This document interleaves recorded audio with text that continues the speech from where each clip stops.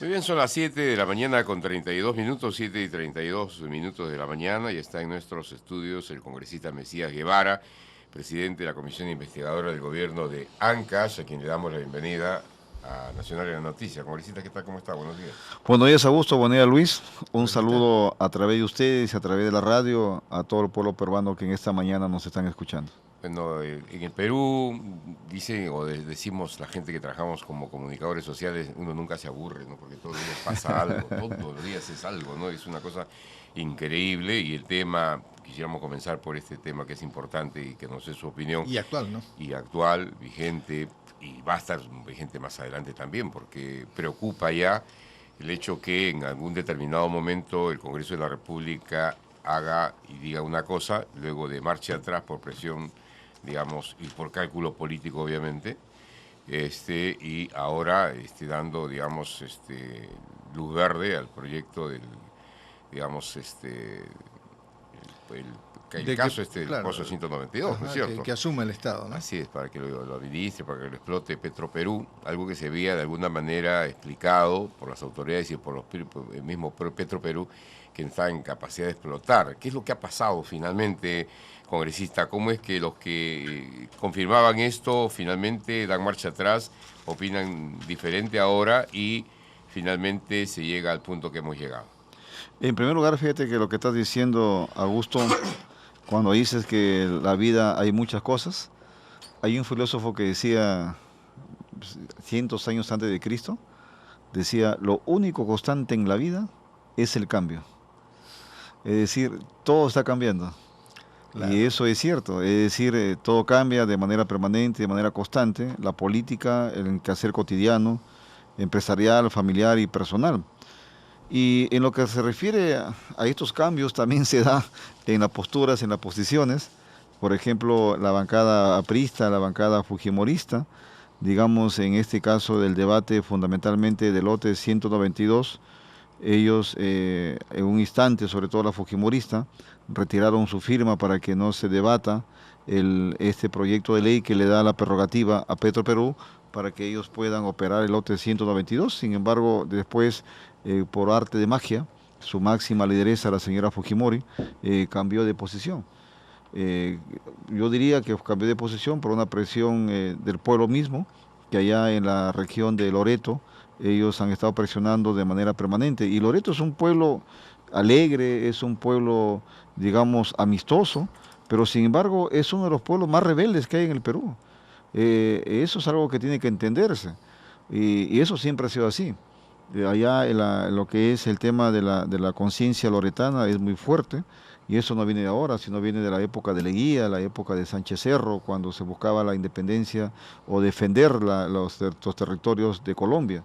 Y en lo que se refiere a esta decisión, yo creo que más allá del lote 192 debe ser la oportunidad para que se abra una ventana de un debate eminentemente técnico de cuál debería ser el rol del Estado.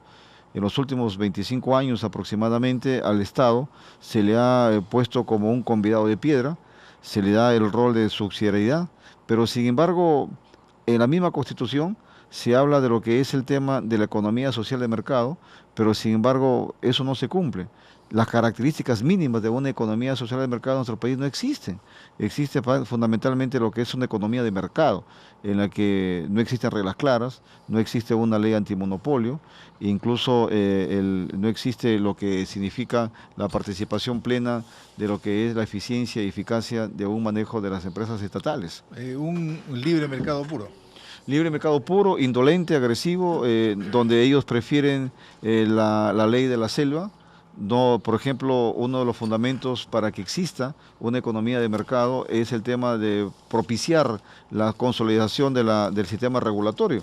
Ahora, Pero sin embargo, fíjate que OCIPTEL es una de las instituciones débiles que necesita fortalecerse para que pueda ejercer su función que le manda su propia ley orgánica, pero sin embargo eso no ocurre de esa manera. ahora, existe preocupación por parte del Estado y algunos sectores, sobre todo el empresarial, que manifiestan pues que hay un contrato de por medio, se ha suscrito un contrato y el Perú no puede dar marcha atrás y decir simplemente hasta acá nomás va y voltear la página y el contrato quede sin efecto. Ya por otra parte, Petroperú ha manifestado que esa área destinada a la exploración y explotación de yacimientos de petróleo solamente tiene 6 personas, es decir, no está capacitado para operar esto. ¿Se ha analizado este tema detalladamente en el debate de ayer?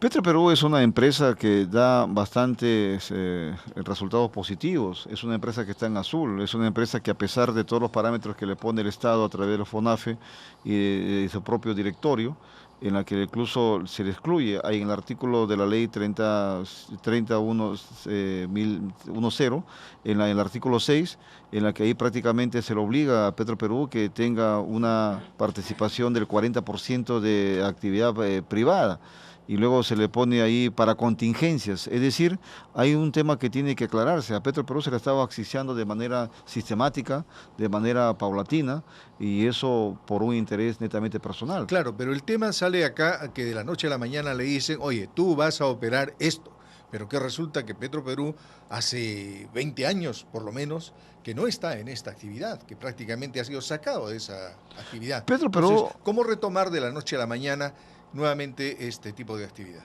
Petroperú tiene su propio plan operativo. Yo tengo la seguridad que ellos sí tienen la capacidad técnica para hacerlo. El Ha Estado... manifestado que no. Bueno, eso es un tema, fíjate que también yo creo que les obligan a decir eso, precisamente para estar adentro de un mismo discurso.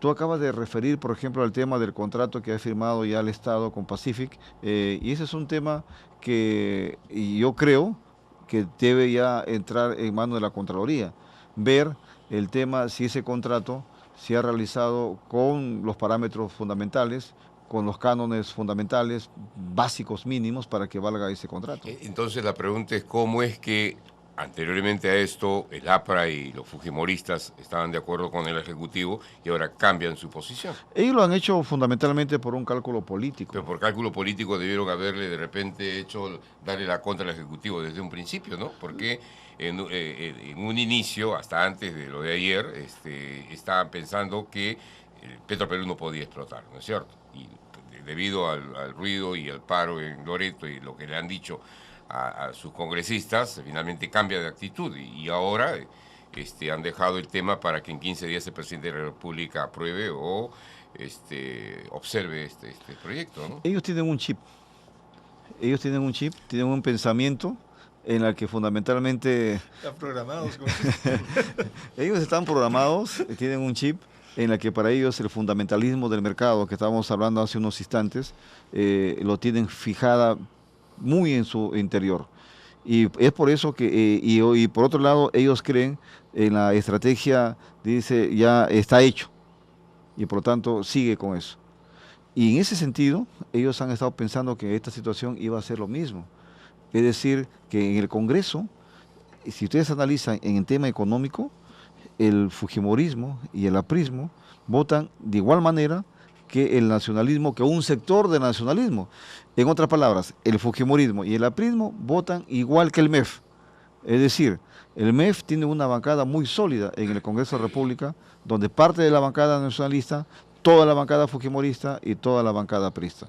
Y por lo tanto, ellos tienen ese chip de que lo que están haciendo es correcto, y es por eso que cuando ya se ven obligados por las circunstancias, si el pueblo de Loreto, mi estimado Augusto, no reclamaba, ten por seguro, se quedaba ahí, con el voto del fujimorismo. Pero ahora, como ya quemaron el local de la señora Fujimori allá en Loreto, y Iquitos, cálculo político. Ahora, ¿qué queda entonces? Que el presidente de la República la promulgue. Bueno, acá es un... Que la observe, o la observe. O finalmente que el Congreso mismo la promulgue. Claro, por insistencia, hay dos caminos. Claro. Uno, que simplemente el Congreso se allana a las observaciones del presidente de la República, y el otro es que por insistencia salga el proyecto. Y en este caso yo creo de que el presidente de la República deberá reflexionarlo bastante, porque es parte de su responsabilidad también, porque lo que tú hace un momento hablabas de los contratos nos han llevado al extremo.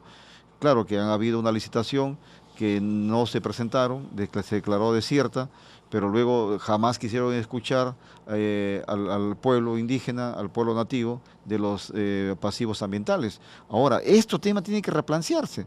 Pluspetrol, ¿cómo llega al Perú? Pluspetrol llega con una mano atrás y otra adelante. y ahora son los más poderosos del Perú en el tema de hidrocarburos.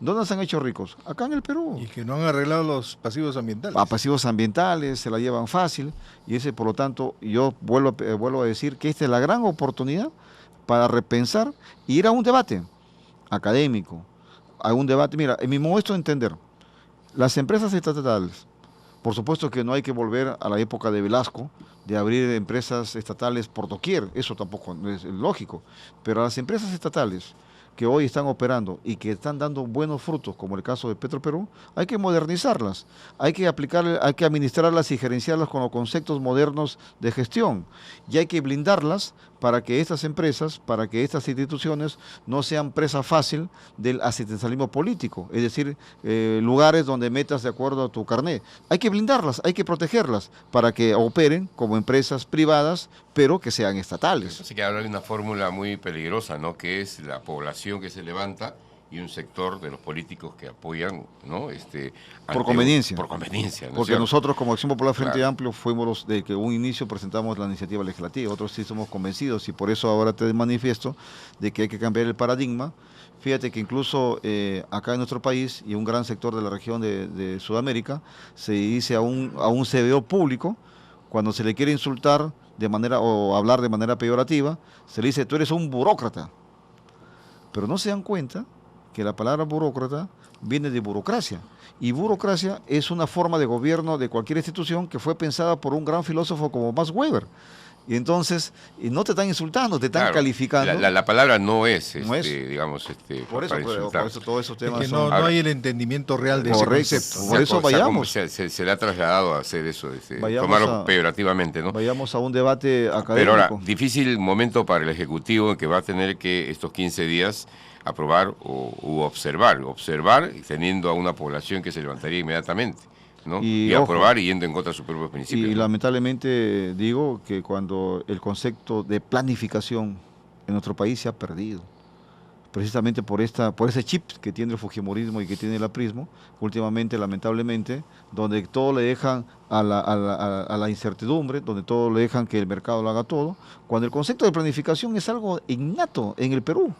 Fíjate que del Perú antiguo, nosotros en Acción Popular, cuando lanzamos la tesis de la conquista del Perú por los peruanos, rescatamos 4 tradiciones: la tradición hidráulica, la tradición vial, la ayuda mutua, el AINE y la Minca, pero algo muy importante, la tradición planificadora. Por eso cuando nosotros nos dicen: oye, la planificación viene con la Revolución Rusa, un momento, será en tu concepción occidental, pero en la concepción peruana, para nosotros, eso es un aporte al orden mundial de la cultura inca y la cultura pre-inca. Es que ahí estaba un gran Eso estadista, es pues, cierto. don Sí. Fernando. Y entonces, de la pero U. sin embargo, hoy no existe la planificación. Y todo lo que se está pasando es porque se ha dejado prácticamente que todo resuelva la mano invisible, según ellos. Y la mano es tan invisible que ya ni siquiera existe.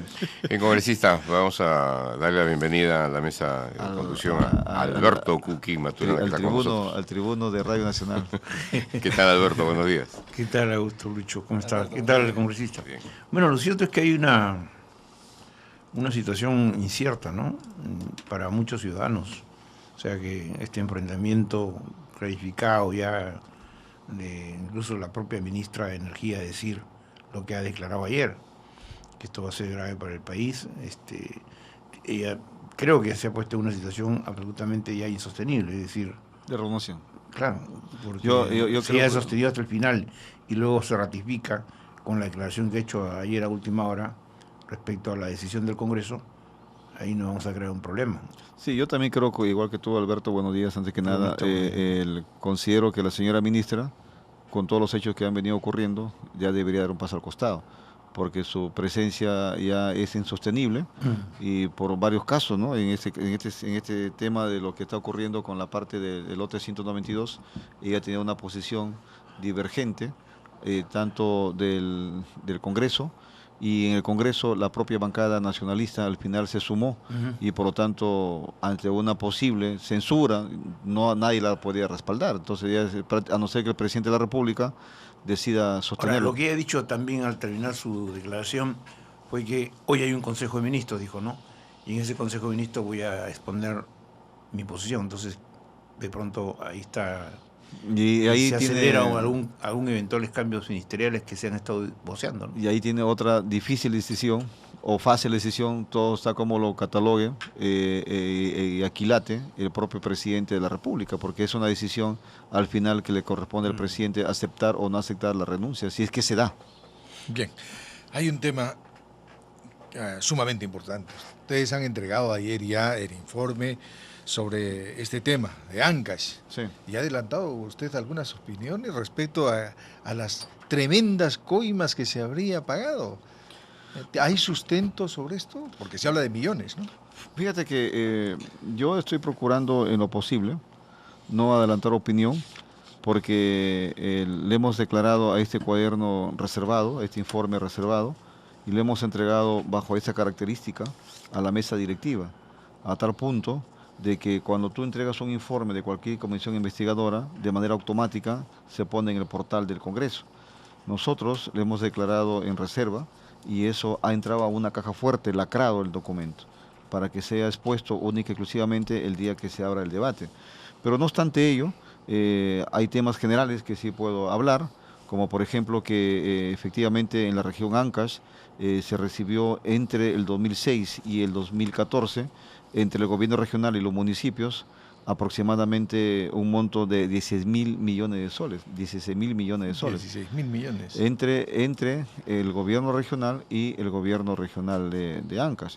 El gobierno regional de Ancash, nosotros inferimos de que habría habido un manejo susceptible de corrupción, aproximadamente 5.000 millones de soles, de los cuales 1.400 eran, digamos, susceptibles de lo que era ya un manejo extraño, y de los cuales hacemos un cálculo aproximado de que habrían 329